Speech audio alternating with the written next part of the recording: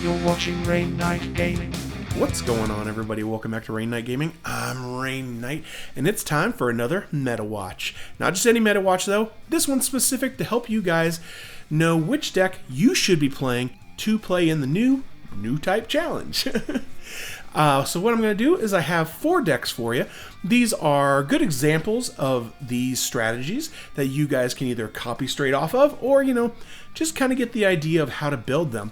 We'll look at them, see what the deck's trying to kind of doing, and then we'll go into TCG Player just so you can see how much this deck is going to cost you if you don't have any of the cards. Just if you have some of the cards, obviously it's not going to cost as much.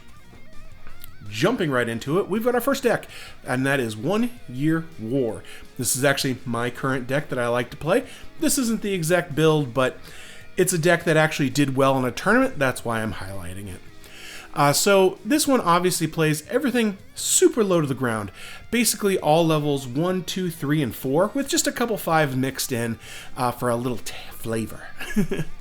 But as you can see, everything in this deck is all about early game aggression.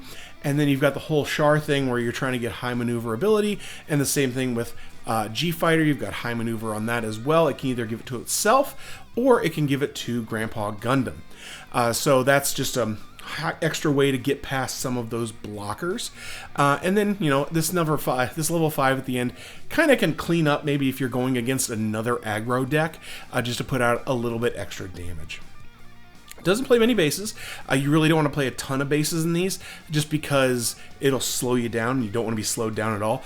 I actually do like playing the base that gives you multiple tokens. I think it's Corsair base. That one gives you the Tallgeese token and then the 2 1/1s. That's one of my personal favorites, but this one likes playing the level 3 that gives you the, a 3/1 token. Then just a couple pilots just to try to, get into your link plays, because linking is really important for this deck to keep your aggro up, and then a little bit of searching and some more tokens. This one is obviously the cheapest deck. Currently, this build would cost you $90 without tax, and you can get this deck for a little cheaper. I put out a video for a $50 version of it. You got to cut out a couple things, but it's not too bad. If you're just getting into the game and you're going to these tournaments, this is the deck I would recommend that you play, simply because it has the lowest bar for entry. Obviously the most inexpensive. It's probably one of the easier ones to play as well, just so you can get into the game. Now, it hurts me to say this just because this is my favorite deck, but this is probably the least powerful and consistent deck for winning tournaments. The one I showed you, I believe, got second in a tournament, and I was hard-pressed to find ones that were winning bigger tournaments. I have seen decks, some of you guys post on my Discord, decks that won your locals, so they do win tournaments, and that's why it is up at number 4. So definitely a good deck, definitely something you can play, but there are slightly better ones. Next up, we are going to Ping, Cyber Newtype Ping. I'll be honest, I haven't really played this deck very much. I played against it a bunch, and I've lost to it a bunch. So I know that it's a very good deck. Basically, you want to do a lot of little pop damage, along with some early game aggression, and then kind of middle game power spike.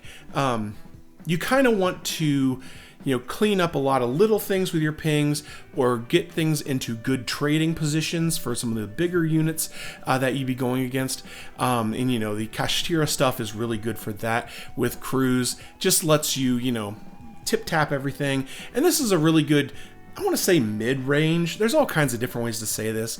But it has a nice curve and kind of tops out, 4, 5, and then a little bit at 6. Doesn't go super in-game, but just has a little bit there, and it's more of like in the middle. This is definitely a deck that has won a bunch of tournaments. You'll always see this at the top tables. It's really good. I would say this is maybe the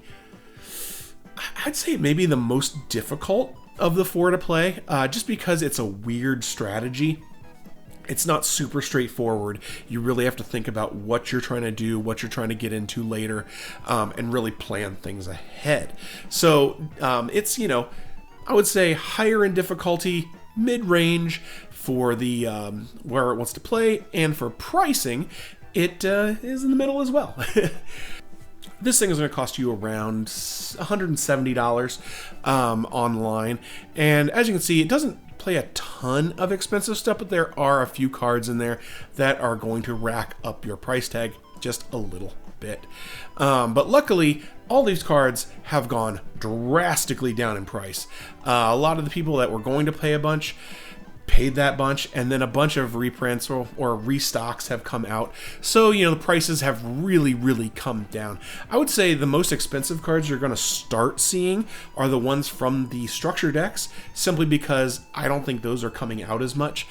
So there's just going to be fewer of these cards, like, Strike Gundam here. This is maybe go up a little bit unless we get more of those structure decks. So we'll have to see. Very strong deck, very fun to play against me because it destroys me because I play Rush. It's really strong against the early game aggro decks. Next up, we've got, the blue-white blocker, or unicorn blocker, freedom blocker, all that kind of stuff. This is just a really good, consistent deck that has been good throughout the life of the game so far, and there are all kinds of different variations of this. If you want to play more blockers, if you want to play a little bit more unicorn stuff, if you want to play more freedoms. Also, you can have the big institute package in here if you wanted to go more towards the institute deck. It's just one of those decks that it has a real clean bell curve. You're going to have a strong beginning, a strong middle, and a strong end. It's really nothing that's going to be really spiky. So you're just trying to control the board, control your opponent, and just grind out games. This is usually the deck that is getting close to time at the end of tournament matches. So, this is something, if you like to think, you like to just control the flow of the game, this is going to be the deck for you. Also has all the searchers. You gotta have all the searchers. And this one is $150 about, so it's a little less expensive than the $170 of the other one. And I would say this is more consistent of a placing deck. You could really put ping in this back and forth on whether they're, in the middle of the meta right now, because it'll win and it'll always top, that kind of stuff. It's just a very consistent deck. And it doesn't look like it has a ton of structure deck cards. It does have some. So this deck actually will probably come down in price a little bit over time, just because it doesn't have a buku amount of structure deck cards. So really good, very good, consistent, middle of the road deck. You're not going to have really bad games with this deck, so that's really cool. Now, last up, kind of everybody's favorite decks really going around right now, and that's Wing Zero or Operation Meteor. It's the wing deck. This one is your top end. This is like your Corvette of decks, So you want to start really early with your blockers just to try to get to that late game. Some versions of this are called ramp decks because you play the the bird mode and other things to try to get extra resources. This one just plays extra blockers just to go, whoa, we're not dying in the early game. We're just trying to get through the early game so we can get to our death sites, our wings, and our zeros, and just blow up boards and take over games. Also, more things to just try to stall things out. It plays a 6 health base. That can be really detrimental for rush decks if they don't get their cards that let you get over that 6 in one hit. Can really slow you down. Very good card, really annoying. And then they get to play all the good pilots. You get to play Duo, Kira, and Hero. Just all really good pilots that really do really good things. You get a searcher in this and some more control. Just really fun.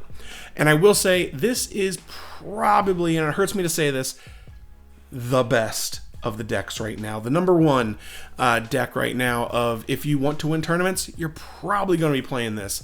Looking online, this one was just consistently 1, 2, 1, 1, 1, 2, always in that top spot or really close to it. Super consistently high up. This thing's kind of been fleshed out a bunch and is just very powerful.